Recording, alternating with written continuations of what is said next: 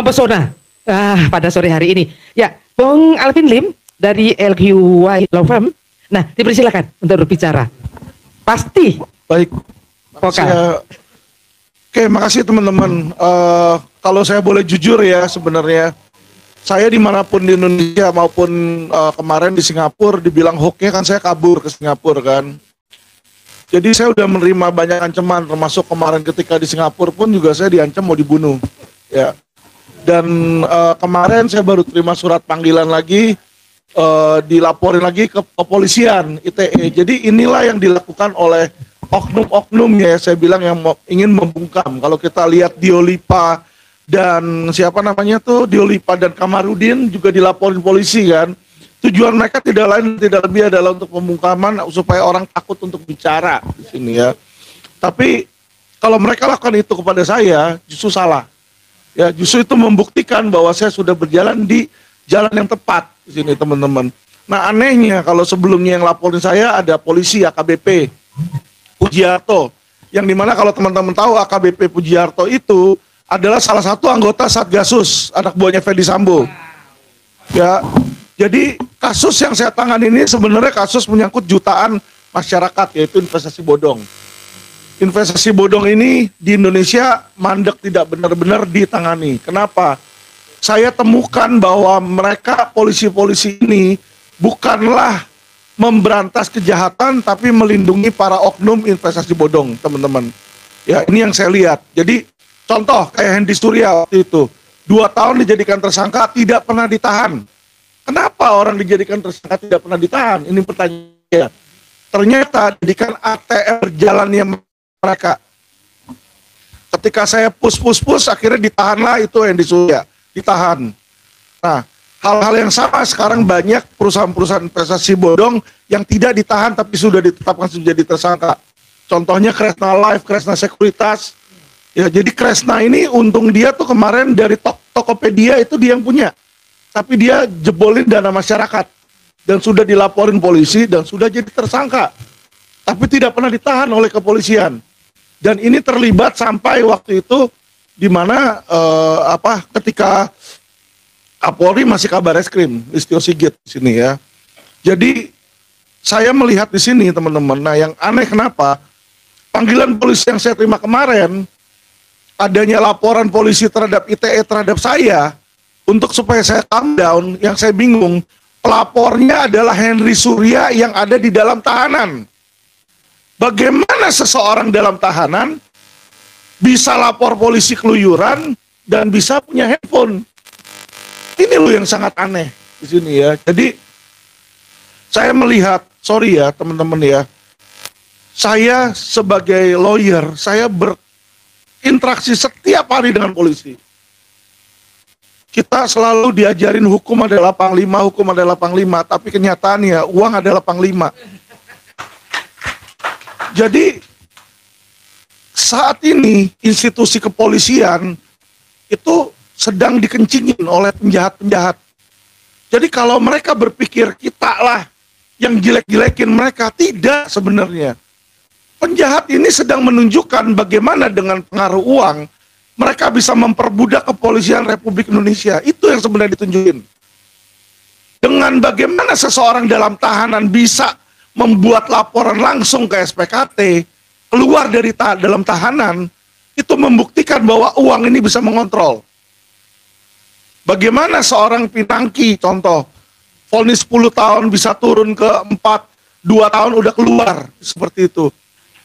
Ya, jadi ini teman-teman, saya bukannya menakut-nakuti, cuma kenyataan, kalau yang serang saya adalah masyarakat yang keberatan dengan kata saya, kita mesti make sense. Ini seseorang yang sudah dalam tahanan, dijadikan tersangka, melaporkan saya balik, dibilang saya mencemarkan nama baik dia. Penjahat kok dicemarkan nama baiknya, dari luar penjara, keluar dalam SPKT. Dan melaporkan YouTube-nya Quotient. Ini yang saya bingung. Setelah saya cari, ternyata tidak ada masyarakat, tidak ada petinggi yang mau laporin saya. Dicarilah penjahat untuk laporin saya oleh polisi.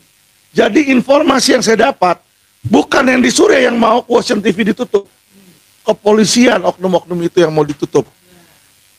Jadi kemarin ini sempat video 303 diturunkan.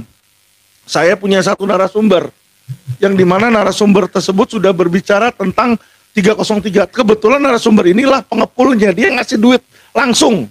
Makanya saya naikin video kiri kanan nggak ditangkap. Kenapa? Buktinya ada, fotonya ada. Di mana penjahat ditangkap, bandar judi ditangkap, pelaku-pelakunya ditangkap. Besok 3 hari 4 hari kemudian satu orang bayar 100 sampai 150 juta dilepas. Di situ. Ini dijadiin mesin uang oleh pihak kepolisian. Ya. Nah, setelah ini dilepas, setelah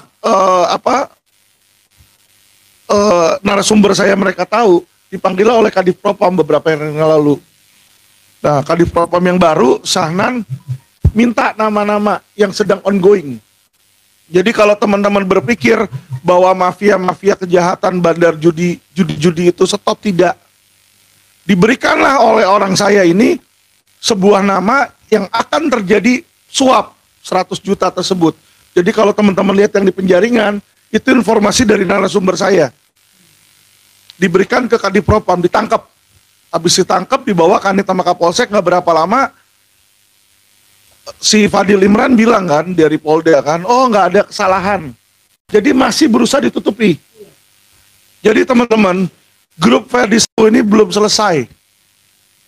Karena ditunjuk yang M. Fajar itu, AKP M. Fajar itu juga salah satu kaki tangan yang masih menerima. Merusak negara, teman-teman. Jadi kalau kita bilang stop rekayasa di sini dan berpikir dengan berakhirnya Ferdi Sambo dan berakhirnya Satgasus ini selesai, tidak.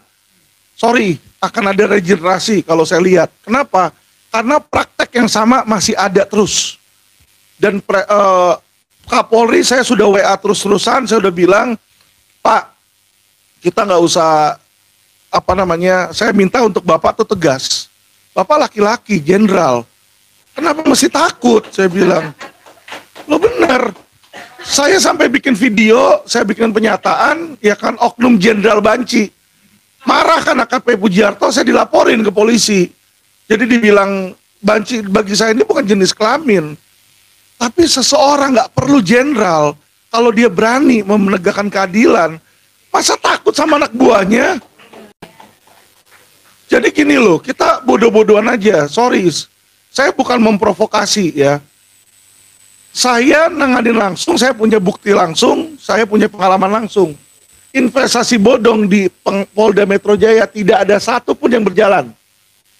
Itu aja seharusnya sudah menjadi raport untuk supaya Fadil Imran dicopot. Bagaimana dia bisa mengetahui, dia mengetahui loh terjadi itu. Malah yang ada teletabi kan, peluk-pelukan, menunjukkan kepada anak buahnya, saya dukung orang ini, kan gitu kan. Sehingga penyidiknya juga semua jadi takut. Di sini penyidik juga mau menangani kasus Brigadir Joshua, dia pasti akan takut, dia pikir, gila Jenderal Bintang 2, bosnya bos saya, sudah memblessing ini orang, nggak akan berani Pak. Nggak akan berani, saya kasih satu contoh. Saya kemarin itu waktu Indosuria nggak jalan, ada aset 200 miliar yang hilang. Saya laporin seorang Jenderal Bintang 1 dan Bintang 2 ke Propam. Itu aja susahnya setengah mati. Laporin ke etik loh, masih Propamnya. Jawaban mereka, Pak, saya cuma bingung, Mbak. Nanti yang mau meriksa siapa? Karena kan di Propamnya aja Ferdi Sambo itu Bintang 2. Terus saya bilang, ini bukan cuma kode etik, pelanggaran etik. Tapi ada pelanggaran pidana, pasal 421, penyalahgunaan wewenang. Jadi saya coba beranikan diri, Pak, datang ke SPKT, saya melaporkan. Dibolak-balik kayak, seolah-olah kayak mereka kayak orang bodoh. Kayak bilang, kalau laporin pidana ke polisi nggak bisa ke SPKT Pak Alvin, harus ke Propam katanya. Saya bilang saya ke Propam, Propam bilang mereka cuma nanganin etik. Kalau laporin pidana tetap harus ke SPKT. Jadi nggak berani dibolak-balik, intinya mereka nggak berani menerima. Disinilah kita melihat bagaimana seorang oknum kalau itu adalah aparat penegak hukum pangkatnya tinggi, ya berkuasa, tidak akan berani dilawan, nggak akan berani ditindak. Ya, jadi saya melihat Saat ini yang ada bukan hukum adalah panglima, teman-teman, tapi uang adalah panglima. Nah, untuk melawan di sini, untuk bisa merubah hanya ada tiga senjata. Satu, apakah kita orang yang super kaya raya, konglomerat, kita bisa beli itu semua penjahat-penjahat, singkirkan mereka. Dua, punya kekuasaan. Kalau nggak punya, ya cara ketiga, kita harus bersuara. Di situ media di situ sangat penting, people power ini sangat penting, ya. Dan ini yang mereka sangat takut. Saya infokan ke teman-teman, ya, karena mereka berusaha menyensor media, baik media Babe maupun media-media lain. Kenapa saya bilang seperti itu? LQ kami punya jaringan media sekitar 100-an. Itu sudah banyak yang menerima ancaman, menerima sensor. Intinya jangan naikin berita-berita misalnya tentang Brigadir Joshua atau berita-berita yang menyudutkan.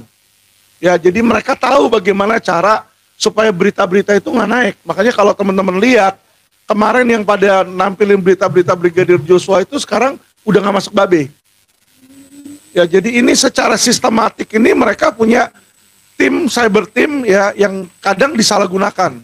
Nah, nanti kalau mereka terlalu vokal, apa yang dilakukan? Kayak dilakukan terhadap pojok satu, dihack supaya down. Ya, jadi saya kasih tahu teman-teman, inilah perbuatan intelektual dari oknum-oknum Polri, ya.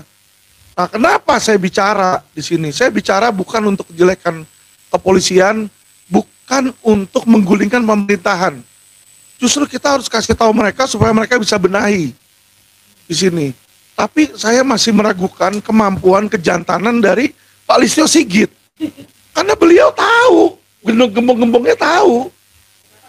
Kenapa nggak berani copot aja? Kan dia selalu ngomong, saya potong kepalanya. Lah dia udah tahu nih, Fadil kagak berprestasi, yang ada cuma apa? Pencitraan. Kenapa nggak dicopot? Gantilah dengan jenderal yang baik. Jenderal yang lebih baik banyak kok yang mampu. Kan di situ. Kita bilang nggak semuanya polisi itu buruk loh.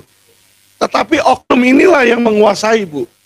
Ya, jadi bicara tentang stop rekayasa dalam kasus kriminal Brigadir J, ya kan, kita hanya bisa menang apabila masyarakat bersatu, itu aja. Kenapa? Saya kasih tahu teman-teman, penyidikan ini sekarang ini cuma bahan bakunya. Dia bikin bahan olahannya, dia mau coba diarahkan. Contoh, diarahkan misalnya dari 340 berencana jadi 338 pembunuhan seketika, sehingga ancaman bisa turun di situ, ya.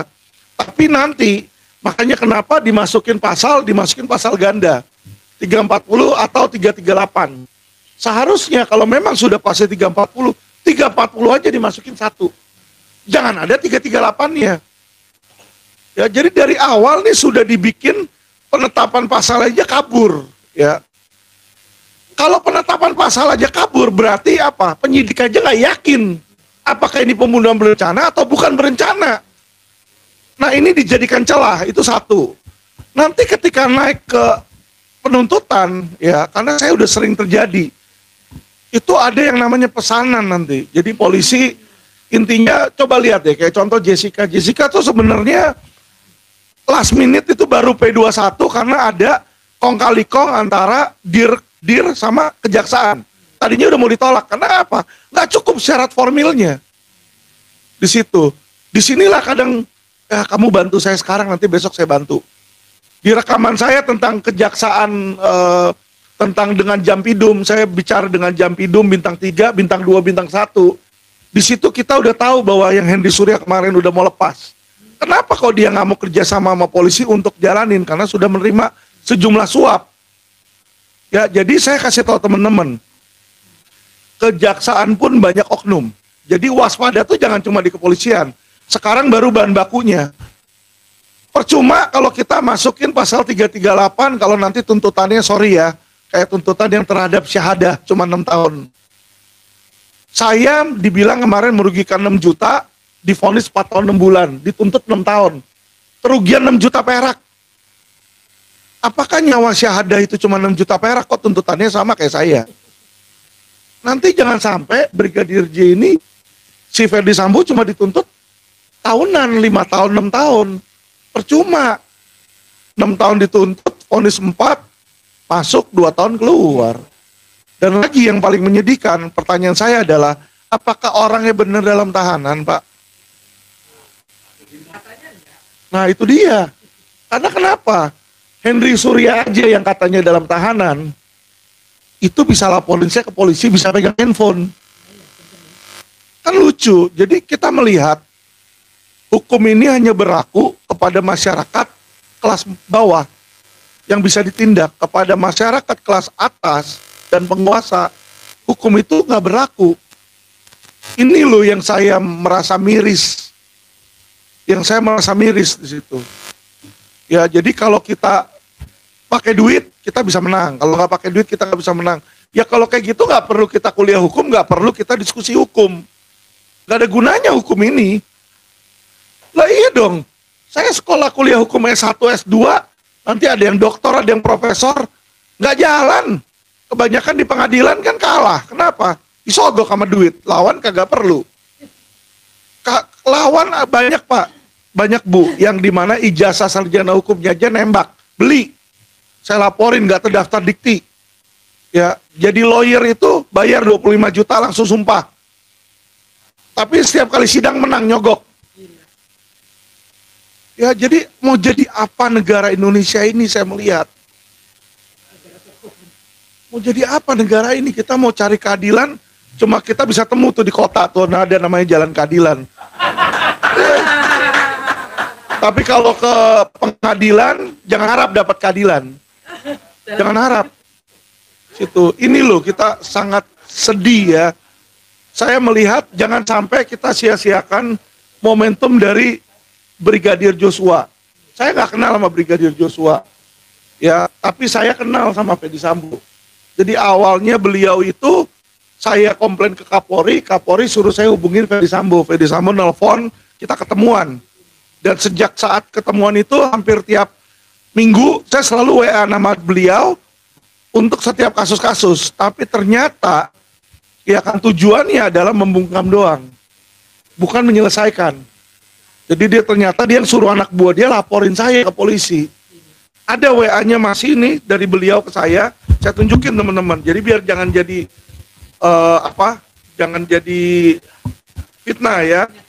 Ini dari Sambo. Jadi yang dia pedulikan ini nih. Banyak WA-nya nih. Ini dari Sambo nih. Ketika saya masukin video percuma lapor propam, dia marah, dia bilang, "Kenapa harus Anda viralkan?" Di sini. Sambo. Kenapa harus Anda viral? Cuma lapor propam, dia marah, dia bilang, "Kenapa harus Anda viralkan?" Di sini. Sambo. Kenapa harus Anda viralkan ini? Mei 29 nih, 2022, sebelum kejadian. Pengaduan siapapun pasti ditanganin, ya kan? Lapor, tunggu Anda diklarifikasi. Tunggu, tahanan di dalam udah diancam akan disiksa, saya bilang. Dalam dikebukin, diperes. Lapor propam bukannya beres, malah lebih digebukin lagi. Kan kita ngeliat ini apaan, suruh tunggu. Besok orangnya digantung mati, gimana, gak ada bukti kan. Ini loh, Kadif Propam. Gimana saya nggak teriak hati saya kan. Jadi gini teman-teman, kalau orang-orang lain gak berani bicara, kenapa saya berani bicara? Saya punya bukti ini. Saya punya bukti otentik. Ya enggak lah, kan di handphone di sini kan. Ini kan ada chat dari awal pertama kali dia cari saya ini kan. Sudah ada ya situ. Atasan mereka Karawasidi, kabar eskrim. Jadi setiap kali ada apa-apa dia bilang begitu, selalu. Makanya laporkan, tunggu ada diklarifikasi, semua suruh nunggu. Tapi kagak ada yang beres dibilang di sini kan. Aduh. Jadi di sini teman-teman saya melihat bahwa kerusakan ini sudah sistematik, bukan oknum 1-2 orang. Jadi untuk membersihkan ini, saya rasa Kapolri sekalipun kesulitan.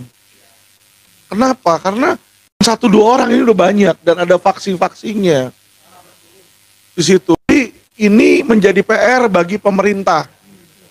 Ya, yang lucunya lagi wakil rakyat, saya WA ke Ahmad Saroni, saya bilang, malah Ahmad Saroni bilang, Komisi 3, malah dia bilang tolong masyarakat jangan bahas terus lah masalah Brigadir J. Lah, kalau nggak bahas terus siapa? Kamu aja nggak pernah bersuara, saya gituin.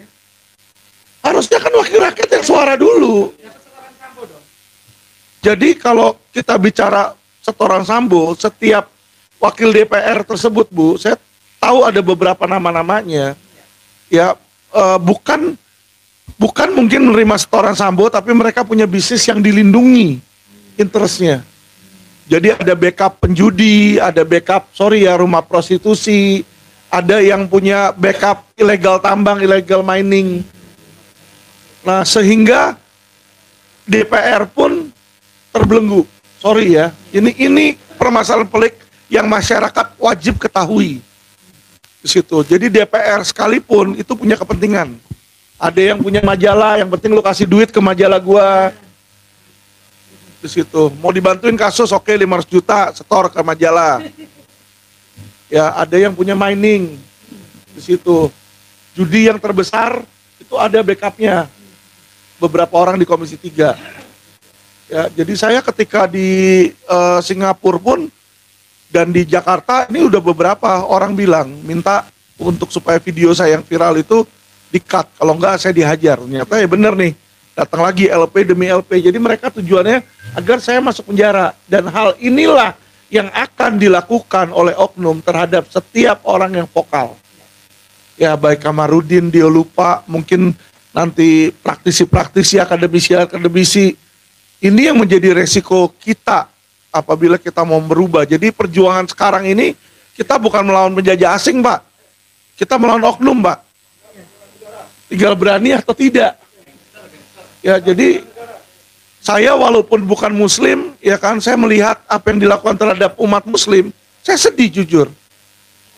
Karena apa? Menunjukkan bahwa itu kebiadaban, ketidak adanya hukum. Buat apa di situ kan? Indonesia negara hukum, tapi setiap hari kita lihat pelanggaran hukum, Pak. Setiap hari. Dan lucunya setelah kita tunjukin, kayak contoh yang di penjaringan, berapa hari dilepas. Habis saya teriak-teriak lagi, baru ditangkap lagi. Di Sukabumi. Kan nggak bisa kayak begitu. Ya kan? Dan ini bukan cuma jenderal-jenderal loh. Dari bawah loh. Dari bawah sampai atas loh. Ya, jadi saya pertama kali waktu itu bikin laporan polisi jadi lawyer nggak tahu, masuk ke SPKT bayar 1,5 juta untuk bikin LP. Mau masuk ke unit mana yang kita tentukan bayar 5 juta ke BinOps. Dari BinOps masuk ke penyidik, mau penyidik jalanin minta 15 juta untuk tim. Nanti belum berapa lama, seminggu untuk dapat surat tugas, Satgas atau SP lidik, Kanit minta lagi 10 juta. Nanti naik lagi, Pak, mau gelar, Pak. Gelar nanti ada sekitar ya 3, 4, 5 kompol, Pak. Satu orang berapa, 3 juta kali 5, 15, keluar lagi. Jadi satu kasus untuk naik waktu itu jadi tersangka, saya hitung-hitung 450 juta. Di situ. Tapi kalau memang benar-benar jalan, masih mending, Pak. Ada yang udah minta dikasih, bukan mandek. Dia ambil dari sono, putar balik. Serang korban. Disinilah luar biasanya, teman-teman. Sorry ya, saya punya anjing, saya kasih makan aja, nggak pernah gigit saya. Ini oknum polisi, udah minta duit, kita kasih duit, besoknya kita bisa ditusuk mati. Itu yang mengerikan. Lah, dia minta duit itu, saya udah kasih ratusan juta, malah yang ada klien saya ini mau dijeblosin. Jadi tiba-tiba korban investasi bodong terima bagian bunga, dibilang ini bukan bunga yang ibu terima kemarin, tapi ini komisi. Jadi ibu juga marketing, ibu juga ikut serta jadi tersangka. Mati nggak lo? Jadi otak polisi ini udah bodoh. Kita masukin, saya punya klien Maria Jenny, masukin 20 miliar, dikasih 1 miliar. Dia bilang sebagai apa? Cashback. Jadi kayak kalau kita masukin awal dikasih semacam pelicin lah, untungan di awal seolah-olah kan. Dibilang sorry, itu komisi. Jadi kamu bawa, bukan cuma kamu doang, mama kamu ikut, kakak kamu ikut, kamu narik mereka berdua nih. Ya kan, kamu dapat uang juga dari situ. Jadi kamu dapat komisi, kamu juga ikut serta sebagai penjahat. Jadi kalau sono jadi tersangka, kamu jadi tersangka juga. Di TSK-in setelah ngasih duit ratusan juta ke polisi. Jadi kan sama aja kayak kita punya anjing kita piara, kasih makan, terus besoknya kita digigit. Kan lucu kalau kayak begitu. Pertanyaan saya ini, kalau kasarnya ngomong bejat, penjahat sekalipun tuh punya prinsip loh. Penjahat sekalipun. Ini saya bingung, ini polisi, ini apa? Dan ini kenyataan, Pak. Saya sebut nama kliennya Maria Jenny. Mau dijadikan tersangka sama Fismondev, kan lucu. Saya komplain ke Fadil, kemana, kagak dilayanin. Saya gedor terus ke kepolisian, saya gedor terus ke media. Saya satu-satunya yang bawel teriak sampai naik ke Tempo, naik ke Gatra, ya kan, kenapa? Kasihan dong, orang udah 20 miliar, bapaknya dia dokter terkenal namanya Indra Jaya. Ya dokter ahli bedah terkenal. Puluhan tahun kerja, kumpulin duit, ditipu, mau cari keadilan, malah ditusuk, anaknya mau dijeblosin juga ke penjara. Kita namanya lawyer, sejahat-jahatnya kita ngeliat kayak begitu, saya nggak tahan. Saya bilang, saya nggak bisa ngikutin arus kayak begini. Saya bilang, ya kan, saya awalnya jujur, saya ikutin. Saya sogok mereka, dia minta sogokan, saya kasih, awalnya saya ikut. Lama-lama saya lihat kayak begitu, wah gila ini, saya melawan hati nurani saya. Ya kan, untuk apa kayak begini? Akhirnya saya bongkar. Mulailah saya di posisi yang kasar ngomong musuh mereka. Tapi jangan salah, sebenarnya yang saya musuhi bukan kepolisian. Oknumnya. Oknum ini yang merusak kepolisian. Oknum ini merusak kepolisian, teman-teman. Dan kalau cuma di kepolisian doang, tugas kita sangat enteng. Bukan cuma di kepolisian, tapi juga di kejaksaan. Jaksa dari kecil, dari awal main kasus tuntutan, mau P21 tahan bayar 250 juta. Udah ditahan, nanti mau tuntutannya berapa? Mau rendah? Kamu nggak mau kasih tuntutan, ya udah saya main ke yang lawan. Jadi dia akan melihat siapa yang mau bayar nih, kiri apa kanan. Dan ini sampai ke atas, sampai jenderal-jenderalnya juga. Saya ada bukti rekaman, ada bukti penyerahan uang kepada Jenderal Bintang 2 Kejaksaan. Sampai ke sana saya ada. Kasih Pidum, Kajari ada saya. Dan terakhir saya udah diancam sama Jampidum. Kalau sampai saya banyak bicara, kasus yang udah inkrah dia mau buka lagi dan dilakukan ini. Sudah inkrah. Jadi kasus yang kemarin saya disidangkan, itu sudah inkrah di MA. Udah disidang di PN, PT, MA. Udah ada putusan MA tahun 2020. 2022 disidangkan ulang lagi. Karena sudah inkrah. Karena dia nggak bisa cari celah lagi. Yang cecar saya, yang saya ini yang sangat vokal, tahu nggak? Istri saya nggak salah. Dipanggil sebagai saksi, tiba-tiba dicekal. Nah itu dia. Kapolres Jakarta Selatan yang kemarin masalah juga, Budi Herdi. Nah ini gembong-gembongnya sama, teman-teman. Ya. Dan ingat loh, Fedi Sambo itu punya budi terhadap kejaksaan dalam kasus kebakaran Kejagung. Dia dirtipidumnya, ingat. Jadi feeling saya tuntutan akan sangat ringan. Dan nanti mungkin diatur juga rutannya, dia nggak akan di rutan bareng-bareng orang. Disimpan sendiri di mana. Nah hal yang seperti ini yang sebenarnya apa gunanya Pak? Ditahan kalau dia bisa keluar masuk. Maksudnya bukan dalam tahanan gitu loh. Iya kan, rusak dong, sama aja orang kayak nggak ditahan. Iya.